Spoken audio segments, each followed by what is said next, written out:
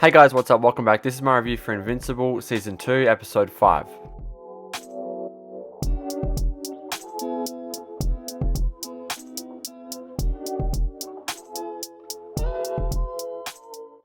So heavy spoiler warning for Invincible Season 2, Episode 5. If you've not seen the episode, go watch it and then come back because I'm going to be talking about all the spoilers that happened in this episode. And yeah, so we are back from Invincible Season 2's mid-season break.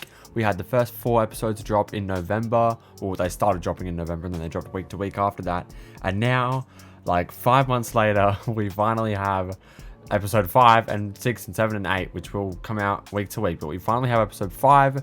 And wow, before I talk about this episode, which was crazy, and it was really good, I will just say before I start talking about what I'm going to talk about, this was a really good episode. But what is going on with Amazon's release strategy with this show? I mean, the first season, I remember I didn't watch the first season until after all the episodes came out. No, I think I actually tapped into the show about episode 6, right? And so I binged the first 6 episodes and I waited for the last 2. However, the reason for that was because the conversation surrounding season 1 was so incredible, so amazing. People were loving the show, talking about how great it was, how inventive and awesome it was. And so I was like, I got to check this out. And so I did. But this season, I would argue, has been just as good in quality than last season, and nobody's talking about it. And I think part of that reason is just the 1, severe lack of marketing, and 2, this mid-season, 5-month mid-season break, which is just insane. Like, truly just insane. I understand the animation takes a long time, but listen, we've seen, like, the show, no offense to the show, like, the animation, it's it's not the greatest animation out there. Like, it's good, it's very good, passable animation for a show, but it's, this is not groundbreaking animation, so I'm not sure why they needed a 5-month break to release these next 4 episodes. I don't know if it was a stupid marketing strategy or what. I mean, yeah, especially because the first season came out when 2021, and now it's 2024, and we're only just now getting season 2, and there's a massive break in between the episodes of season 2, and so I think that's really strange. But yeah, but anyway, talking about the actual episode, regardless of the stupid release strategy, in which is very depressing to see nobody talk about the show because it is really good. This episode was great. We pick up from where we left off all the way back in, like, when did the last episode come out? Like December or something. We pick up Mark. End of last episode, Mark obviously had the massive fight with the Viltrumites with his dad, and his dad was, I don't think he was killed, borderline killed, right? And Mark is now living on the planet, I forgot what it's called, with the bug people, and Dresser is is Omni-Man's new wife's name, and he is helping them rebuild their planet. Basically, he's there for a few months. He starts to wear their outfit. He starts to sort of become one of them, I guess, in a way. They protect her a little bit.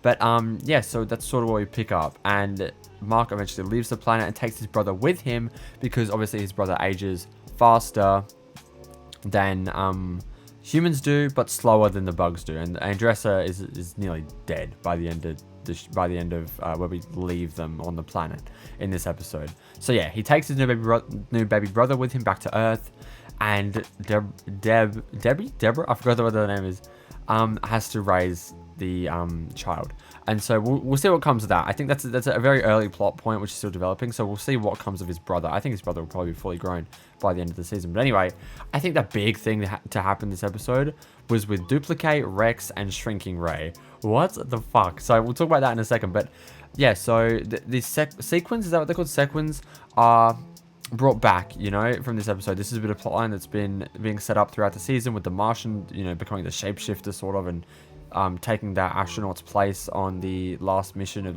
I think last season. And now the Sequins, is that what the Sequids? The Sequids basically have taken control of that astronaut's body and are planning a full-scale invasion on Earth. And obviously our heroes, Invincible, Adam Eve, Robot, the Immortal, and I think a few others go and try to stop the invasion, and it does not go well. I think the thing about it, the power scaling is a little strange because we see how powerful Adam Eve is, right?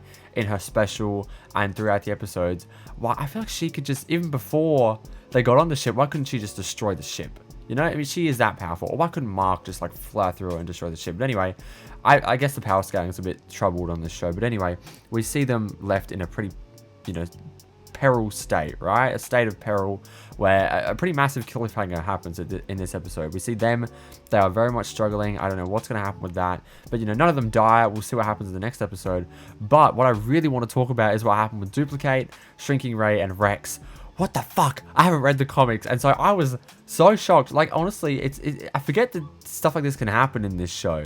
That, you know, Duplicate and Shrinking Ray's death scenes were so fucking gory and violent, but so, like, crazy. I mean, it was such a state of, like, terror and dread once they realized how powerful they were, and they were like, we thought these were weak villains, we thought these guys were gonna suck, and then Duplicate gets smashed. Her body's smashed together, and oh, the imagery is so gory.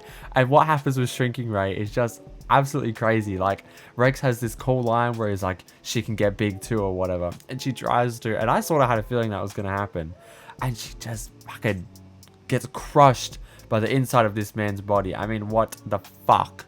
What the fuck? I mean, what is the gang called? Like the lizards, right? Like the Lizard King or whatever.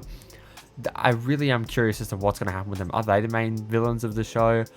I don't know what's going to happen in the future. We still got to see what's going on with the Omni-Man. We get some teasers with Alan the Alien, who has come back stronger after having his life support turned off and having the 50-50 chance of him becoming very strong or dying.